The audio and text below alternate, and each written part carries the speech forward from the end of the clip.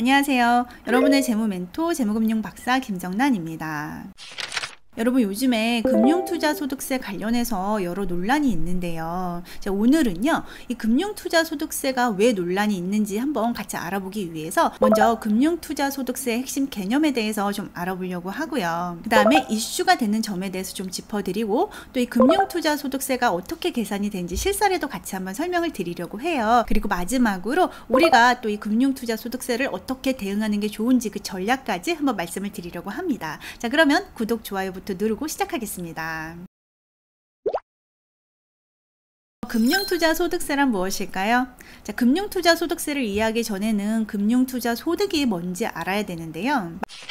말 그대로 금융에 투자를 해서 올린 이익을 금융투자소득이라고 해요. 자, 그러면 여기서 중요한 개념이 바로 투자라는 개념인데요. 자, 투자는요, 우리가 원금 손실 가능성이 있는 곳에 내 자산을 운용하는 것을 얘기를 해요. 즉, 원금 손실 가능성이 있는 곳에 투자를 해서 얻은 이익이 금융투자소득이고, 여기에 세금을 부과하는 것을 금융투자소득세라고 하는 겁니다. 자, 여기서 되게 중요한 개념이 있는데요. 이 금융투자소득세에는 바로 이자하고 배당은 들어가지가 않는다는 거예요. 왜냐면 이자하고 배당은 투자활동으로 보지 않기 때문이에요. 그런데 이러한 금융투자소득세 시행 관련해 가지고요, 정치적으로도 계속 논쟁이 되고 있는데요. 이번에 22대 국회가 개원을 하면서 감세 논쟁이 지금 뜨거운데, 그 중에 하나가 바로 금융투자소득세 폐지와 관련된 논쟁이에요. 국민의힘은 지금 폐지를 계속 주장하고 있고, 더불어민주당은 내년 1월 시행을 계속 밀어붙이고 있는 상황이에요. 그런데 금융감독원장 이복현 원장님도 금융투자소득세 시행에 반대 의견을 강력히 표시를 하고 있거든요. 행정기관인 금감원이 입법기관의 결정에 반대의 목소리를 내는 것은 꽤 이례적인 일이에요. 자, 그만큼 우려가 많이 된다는 거죠. 지금 여론도 굉장히 팽팽한 상황인데요. 22대 국회가 열리자마자 한국주식투자자연합회에서는 금투세 도입 반대 집회를 벌이고 있고요. 그런데 또 반면에 참여연대는 도입 찬성을 하고 있는 상황이에요. 기존에 없던 조세 체계가 만들어지면 기존에 없던 세금을 내야 되니까 조세 저항이 항상 만만치 않은데요.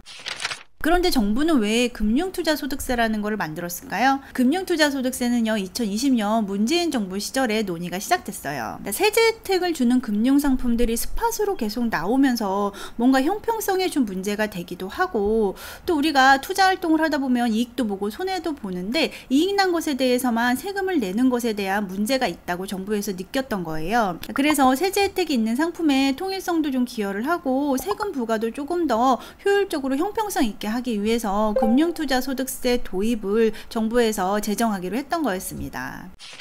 금융투자소득세에 대해서 조금 더 세부적으로 한번 들어가 보면요, 실무에서는요, 금융투자소득 그룹을 두 그룹으로 나누고 있어요. 자, 첫 번째 그룹은 바로 우리가 장내에 상장되어 있는 주식이라든지 주식 ETF, 주식 펀드에서 발생되는 수익을 얘기를 하고요. 이 첫 번째 그룹에서는 기본공제를 5천만 원을 해주는 그룹이에요. 자, 기본공제라는 것은 이 금융소득에서 5천만 원까지는 세금을 부과하지 않는다라는 그런 뜻으로 이해를 하셔도 되고요. 두 번째 그룹은 첫 번째 그룹에 해당되지 않는 곳에서 투자 활동을 해서 수익을 낸 그룹을 이야기를 하는데요. 뭐 해외 주식도 있고 채권 매매 차익도 있고요. 그 다음에 파생 상품도 있어요. 자, 두 번째 그룹은요, 기본 공제가 250만 원인 그룹이에요. 자, 이 두 번째 그룹에는 해외 주식이 들어가 있는데요. 자, 해외 주식은 기존에 우리가 20%의 세금을 이미 내고 있었던 투자 대상군이었죠. 금투세가 시행이 되면 이제 3억이 넘는 이자에 대해서는 25% 세금을 부과하긴 하는데, 해외 주식 투자로 인해서 세금을 더 많이 내는 부분은 그렇게 크지는 않을 것 같은데, 지금 가장 우리가 초점을 맞추고 있는 부분은 뭐냐면요, 바로 기존에 과세하지 않았던 채권 양도 차익과 그 다음에 파생상품 이익에 대해서 세금을 내야 한다는 거예요. 자, 물론 첫 번째 그룹인 주식도요, 우리가 세금을 안 냈던 부분인데 세금을 20에서 25%를 낼 수 있는 부분이다 보니까 안 냈던 세금을 내야 하는 것은 맞습니다. 이처럼 안 내던 세금을 내야 하다 보니까 지금 여론은 금투세 폐지를 많이 주장을 하고 있는 상황이고요. 분위기도 살짝 폐지로 기우는 것 같기는 한데, 뭐 정확한 거는 조금 더 지켜봐야 할 것 같아요. 자, 원래는 2023년도에 시행을 하려고 했는데 이러한 이유로 지금 시행이 내년 1월로 미뤄진 상황이었거든요. 제가 지금 금투세가 이렇게 두 그룹으로 나눠져서 기본공제를 한 다음에 세금이 부과된다라고 말씀을 드렸는데요. 금투세에 대해서 알고 계셔야 되는 핵심 개념은요, 두 가지예요. 첫 번째는 뭐냐면 손익통산이거든요. 자, 지금은요, 만약에 A 펀드에서 5천 수익이 나고 B 펀드에서 3천만 원 손실이 났으면요, 5천을 금융소득으로 다 잡았었거든요. 그런데 금융투자소득세가 시행이 되면요, 이때 2천만 원만 금융투자소득으로 잡힌다는 겁니다. 그리고 두 번째로 알고 계셔야 되는 점은 분류과세로 과세가 종결된다는 거예요. 금투세가 시행이 되면 이자소득하고 배당소득 은 기존처럼 금융소득으로 잡고 금융소득 2천만 원 초과하면 종합소득으로 신고해야 되는 것은 동일하고요. 금융투자소득은 종합소득 신고할 필요 없이 바로 분류과세로 종료가 된답니다.